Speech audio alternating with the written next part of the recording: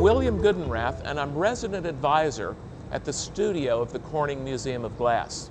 At the studio, I have a bunch of different functions. Originally, it was to help build the place. My wife, Amy Schwartz, and I started the studio back in '95, and we were responsible for getting it designed, getting it built, and then running it.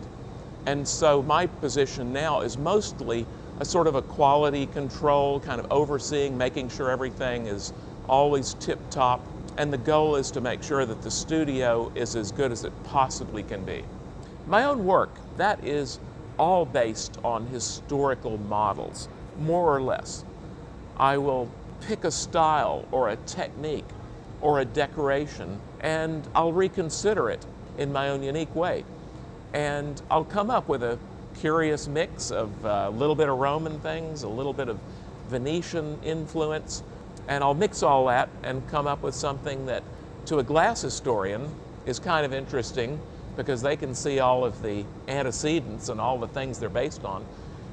Somebody who's interested in modern, say modern decorative arts, will see modern influences. For instance, I love Ming Dynasty porcelain. I love all sorts of areas in ceramics. I love metalwork from the 19th century and early 20th century in Northern Europe. So I have a lot of different influence. So it all goes into this funny mix when I come up with a new design and a new object. Normally I teach about 6 times a year. I've done that every year since we opened in '96. Never get tired of it. The night before a class, I'm always excited. And on Saturday, I always miss the people when they leave. The students come from absolutely all over the world. They come from every background you can imagine.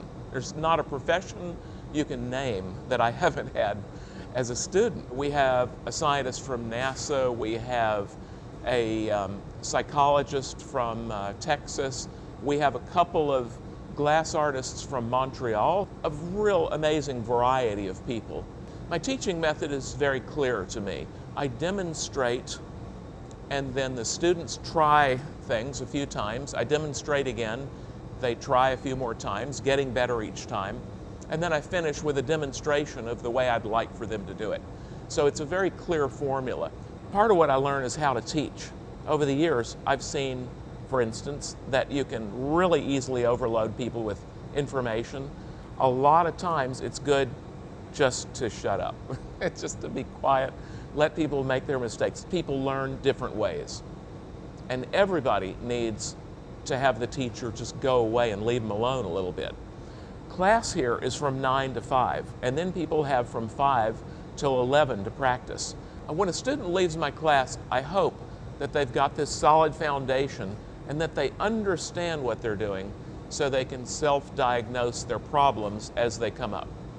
So that if they review everything they know about the process and really think about it, the solution to the problem will reveal itself. That's my hope.